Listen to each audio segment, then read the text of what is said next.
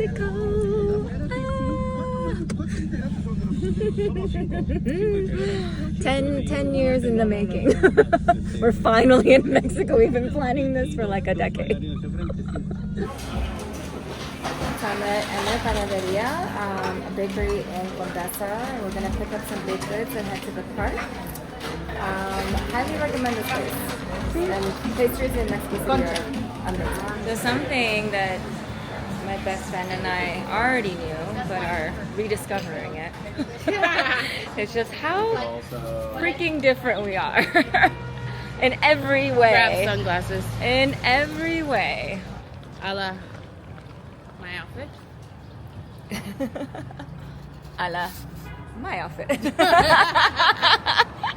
Cheers. Love you. Love you. Okay, so now we're on the way to the park. We got our baked goods. We got our beverages. Let's scout a location, shall we? Now I can make you up properly. I jumped it down your shirt. It like went all the way down. It's like in my underwear.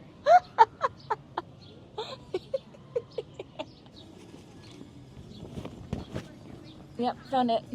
Okay. Let's do this again. There we go. All right, now we're both mic'd up. Just keep in mind, this isn't really scripted. I don't think either of us really work well that way. Please excuse the face. I kind of wanted to touch on different topics, but mainly friendship in our 40s and how different we are. I think a lot of people are curious how we've maintained our friendship for 17 years. Actually, this weekend is our anniversary. St. Patrick's Day is our anniversary. Bring that matcha out so we can cheers. Oh, yay! Yay!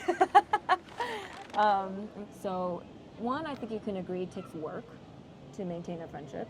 Mm-hmm. Like a lot of work.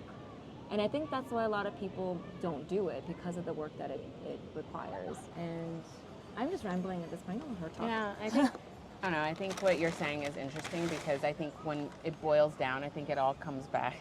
Of course, she's distracted by the cookie. I think it all boils down to your roots, right? Like the roots of the friendship, like how strong those are. Because I don't know if I want this. It looks more like bread than cookie. It is. It's cake. No bread. You don't want bread? Mm-mm. Okay, then. Thank you. Maybe I'll try a piece. It's like a brioche. Mm. Good. Mm-hmm. I like it. It's good. Yeah. Concha, by the way. All right, anyway, you're saying. But I think it comes down to the roots, because, you know, life happens and everybody gets busy. Everybody goes through things, right?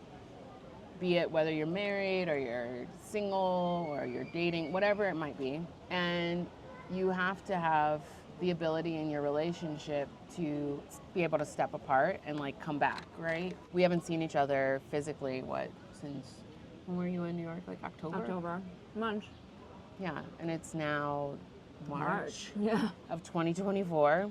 I literally felt like I just saw her yesterday. I feel like we've always had that. Yeah. But I also think we put importance in checking in on each other, and I think that's the important part. And one of the things that just like popped up in my brain is that I think people have a tendency to undermine the plights of other people that don't have the same lives as you. For example, a lot of parents are like, oh, you don't understand what real blank is, like you're single. Or she's never done that to me. She's always understood that I have my problems, she has hers. I know it's way harder to be a parent. Like, I know it is, and I think maybe she knows that I know it is. But that doesn't mean that my problems aren't real problems. Mm-hmm. Right. Like, I go through my fair share of shit, and I think a lot of parents tend to say, like, you don't really have a right to complain. Like, you're not really tired. You want to know tired? Well, can I try some of your cookie? Yeah. But that is something that I truly, truly appreciate. And I feel like a lot of people on my side run into that.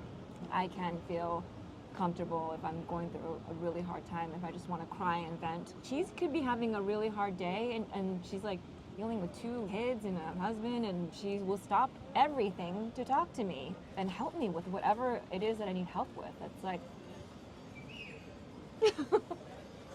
Same. yeah, I know. Same. I just have a smidge more flexibility.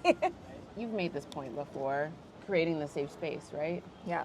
It allows me to feel like also when I'm going through something that I can, open up and have you to like lean on, even though you might not understand my plight completely. Yeah. It wasn't always that way. I mean, we definitely been through some shit. Like when I was married, I was like, yeah, I lost myself. It could be a whole conversation. Yeah. Have you ever watched your friend lose themselves in front of you?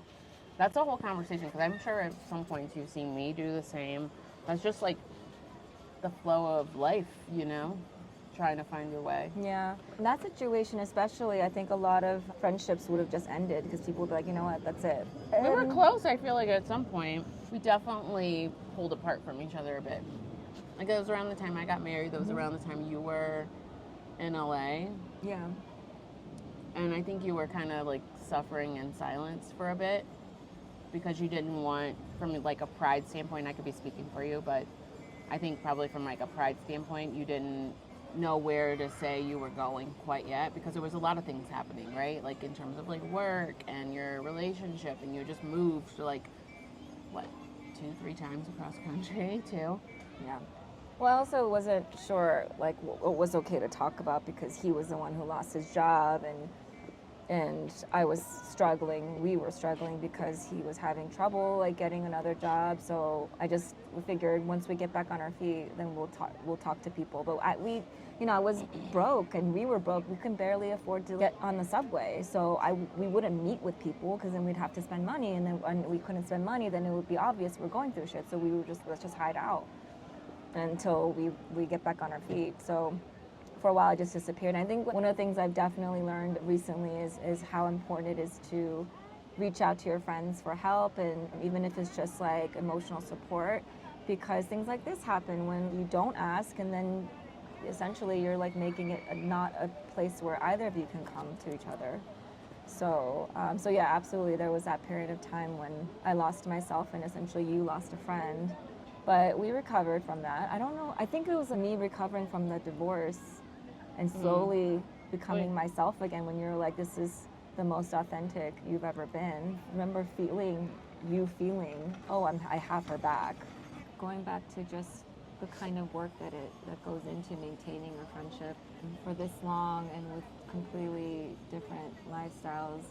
I mean, as much as I can say that we both have our own challenges, it really is harder for someone on your side to maintain friendships with people that aren't sharing that same lifestyle as you. You're already working so hard maintaining your relationships with your kids and your kids' friends and your husband and all this, to really squeeze in somebody. It's just inconvenient as fuck, I think, for a lot of parents to have friends like... I think that's BS. Yeah?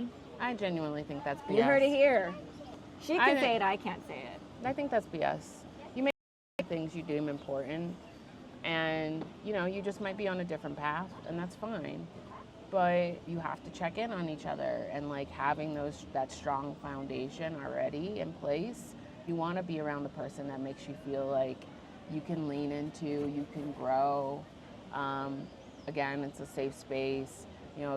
That you can share laughter and not just like good times, but you can also like lean into them when you're having a tough time, even when you don't necessarily want to vocalize it, right? So I don't know, I call bullshit on the fact of like a parent being like, I can't have you in my life because you're like too tumultuous. Like, yeah, I call bullshit on that. I oftentimes looked at our relationship and like our talks and our time out as an escape. And I think a lot of parents, and this is just something I've come to notice, is like they put guilt in the idea of having their own, especially when your kids are very young, separating your time from your family. What has been successful in my relationship is the fact that like we both recognize that we're individuals. Yes.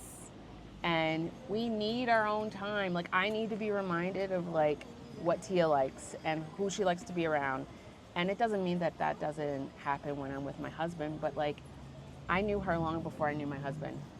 Yeah, knew her long before I knew my husband, and you know, I need to be reminded of the things that made me happy. You know, who I was before I was somebody's mama. You know? Yeah. So I think those things are important. We talked about this earlier. There's never been the competition between us. There's never been any jealousy, ever, ever, ever. No.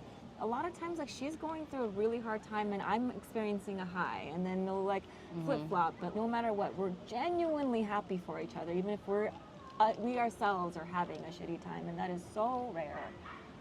There's many times that we're like in our career points, like, you know, when you got the position and you moved to LA, like that was like a trajectory high, and I was like going through the mill at my job. Ultimately, you have to be happy with the choices you made, with the life that you have.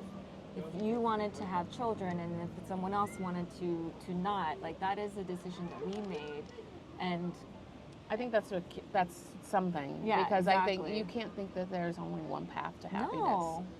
And that like somebody is lacking because they chose to not have children or get married. Is there one path that's better than the other? No. No. And like sometimes those roads conjoin, they come back, they circle back. Sometimes they go to a different course, but like, yeah, there's no right way. And I feel like a lot of single people, married people around them are like, oh, you know, in time, like urging them or trying to hook them up with people so that they can be on that same path. And if anything, she's the one who's been the most protective of my freedom, because you know that's me, you know that that's who I am. I never was one of those people that like aspired to being married. Can't say that I was. No, you weren't. That's why I am probably such an adamant supporter of protecting your freedom at all costs. But because I know it's a mental impact on you as well, right? Because it can set you, I mean, don't want to say like relationships are like a burden, but they do set you off course if your goals are not aligned and like depending where you are. So I feel very fortunate. I'm going to get a little sappy and sentimental here. Like, I don't have a lot of friends. I don't have a lot of female friends, and often wondered what was wrong with me. Oh, I didn't know that. Oh, yeah. I was like, there's something wrong with me. Like, no one ever wants to hang out with me. I'm always the weird one, and especially groups of girls. I thought that was just like you being selective. I don't think you like... Oh, no one likes me. No one wants to hang out with me. No, that's not true. That's not true. I knew plenty of people that liked you and like were obsessed with you. It was like unrequited love. I'm just saying, like, I'm lucky to have found this friendship. I think we both are. And I think that it's one of those things that, again, we're both so secure. We're both so, like, look at how we're dressed here, okay? Do you know, most of the times, I think some friendships, people end up kind of dressing a little bit similar. Like, there's a little bit of overlap. Do you see any overlap here? Like, any. This is 17 years of friendship. This means we are totally comfortable with ourselves. Even we are more, content. yeah. Like, we own our shit. And we're women in our 40s, right? Like, I hope you have a good idea of who you are. And I know a lot of people are not that fortunate, you know, and it doesn't necessarily always have to be like exude in like your outward appearance, but like I think that is something we've honed in on. You know, that's our thing, you know, and we know what works for us and like what makes us happy and what have you. So yeah, so she's like one of the coolest moms I know, if not the coolest. Like, you would live in New York, the best city in the country. I don't know, arguably the world. Arguably. Yeah, one of the most stylish people, period, not just parent-wise. Thank you. Yeah, of course. Well, I mean, don't make this awkward. I'm sure a lot of people wonder how you maintain that. It's not easy. I hear her talk about having to take her kids to different schools on like opposite sides of the fucking island. It's like crazy.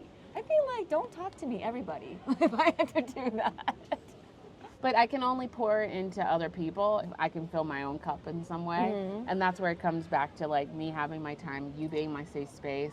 Like, I know that when I spend time, like we carve out our time and we have our dates, that would allow me to charge my battery so I could go back and be like with my family. And unfortunately I have to wake up at like 7 o'clock in the morning to go take somebody to dance class on the other side of town, you know, or go to a birthday. And I love her children and her husband. I never get to see them because she's like she said, it's important for her to do things outside of that. And so although I do love them and adore them, I do appreciate that as well, because I get to have that friendship still with her, and we can still like work on that. And then the few opportunities I get to see them, then I will, and I'm grateful. But I think that's a good point too, because I think some people aren't willing to compromise. They think that like you're supposed to come into their world, right, and it's not supposed to be. You know, I think what we do is we distinctly make our own world together, right? Mm-hmm. We do visit each other's worlds, right? Because we're part of each other's lives, obviously, but we definitely are precious about our time shared. Yeah, I think that once we do carve out that time, we make sure it's our time. 100%. Yeah. Like, other people are loosely invited if there are no other options for them to hang out. If they're not going to complicate our vibe. Right. Yes. They have to be additive. Yeah. They cannot take away. No. I loved that about us, by the way. Like, you mean Cece's this third person that she's not, unfortunately, here. Superimposed here. Yes. Here. She was our A, B, and C. Yeah. But I loved us because you two were like the only other women that I could hang out with that the main goal wasn't to meet some guy at the fucking bar. I hated that. I had to preface every night out with, hey guys, if I'm gonna spend the night talking to some random dudes because that is gonna make your night, like, I'd rather not go. I would have to say that. But I knew with you guys, you and Cease, like, it was always us, maybe at the end of the night, which is like, that's the right time to do this. At the end of the night, you're like, and you know what? We did have options. We decided not to take them because we weren't going to disrupt our time together, our quality time. At the end of the night, you know, they would do their own thing. I'd be at the pizza shop or the halal truck. And then we'd go our separate ways and have our stories after. Like, you'd always have a story. Always. I'd be like gone by 2 a.m. And then I'd hear stories like, oh yeah, it was dawn. And then, you know, we made it home, and I'm like, oh my God. So there's like a whole other thing. But again, our time wasn't disrupted. No. So we've always been that way, and I like adore that. I think that's the rarity, like where you talk about we were never competitive, because like a lot of women, when they add men to the equation, that's when it becomes like so this hyper-competitive. I cannot even situation. Fathom. And I won't say that we didn't like talk to guys, you know, like if we were out at times, like we definitely did if somebody was like of interest or whatever, but it was like certainly never the priority. Never. By any means. I've definitely had guys that I was interested in and be like, hey, I'm with my friends. I'm going to grab your number and I'm going to call you later. And I'm going to go hang out with them. PC used to always say, like, when did you meet him? I wasn't even paying attention, because she like would have like a wall of love. Because when she's with her girlfriend, she's like, hey, like, this is the wall. This is our group. This is what we're doing. We're over here. Oh my God. Oh, Cease, we miss you. We're outside. Cease, we miss you. You're doing really well, by the way. Oh, yeah. First time. It's the company. I would never be able to do it by myself. Biggest supporters. I was asked recently, like, how did I ever get past imposter syndrome? And my go-to response was my friends. Like, friends that won't. Oh, the doggy and the cookie. Oh. Sorry. I don't want him to eat the chocolate chip cookie. Yeah. Sorry. Whew, that scared me. My friends that don't like both like smoke up my ass, she won't do that. It gets uncomfortable sometimes because she doesn't want to hear it. I don't know what she's talking about. She really does not want to hear it. You know, open to any suggestions. Woo. But I rather like, and I'm not like that about anyone else probably. Like, I'm like really like live and let live. But, you know, I don't want anything to detract her from like her goals and like what she's set out to accomplish and what she's capable of. And so again, like I am very protective of like your time, your spirit, your happiness, because that at all costs is like the most important thing, hands down. And I'm also an empath to a fault, and she knows that, so that's why she's also very protective. She knows that if people don't realize this, but they can take advantage of me if they really wanted to. So I have to, kind of turn to my friends to make sure I'm okay, or she's always checking and making sure I'm okay. Because she pretends she's a thug, but she's really not.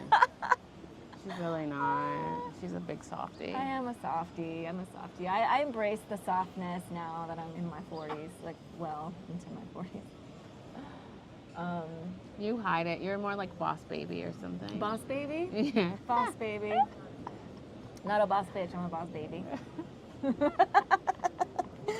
I'm kidding. You're gonna be seeing more of her for sure.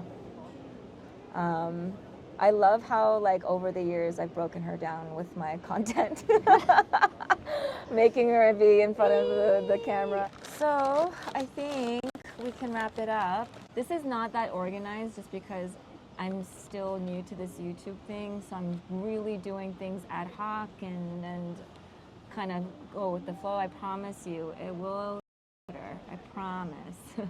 But I do like that we're kind of starting off this way. We're just kind of loosely talking. This is not scripted. I mean, I think it's pretty obvious it's not scripted. But I think who wants scripted? You know, it's like true. sometimes like you just want to hear people have straight talk and like feel like it's not coded in bullshit. Yeah. Because I feel like everything is like coded in some bullshit, right? And We're working on some projects together. I am moving back to New York, so. mine. What was mine. it that you said? I love this quote. What did I tell you? That's all right that you're not for everyone. There's more for me. Let them bitches eat cake. This is a quote from her last night. I wish I was recording when I was talking about how people don't really like me. I meant it. She did. That's what I said what I said. It was a gem. Yeah, I said what I said. What do you want to do? Do you want to get an adult beverage? Is that a real question? I think it's time for an adult beverage. Ooh. Oh, never mind then. I don't But wanna do that. we'll figure out. We're gonna come. Bye bye. I don't want to. Bye Bye. bye. Toodles. Mwah.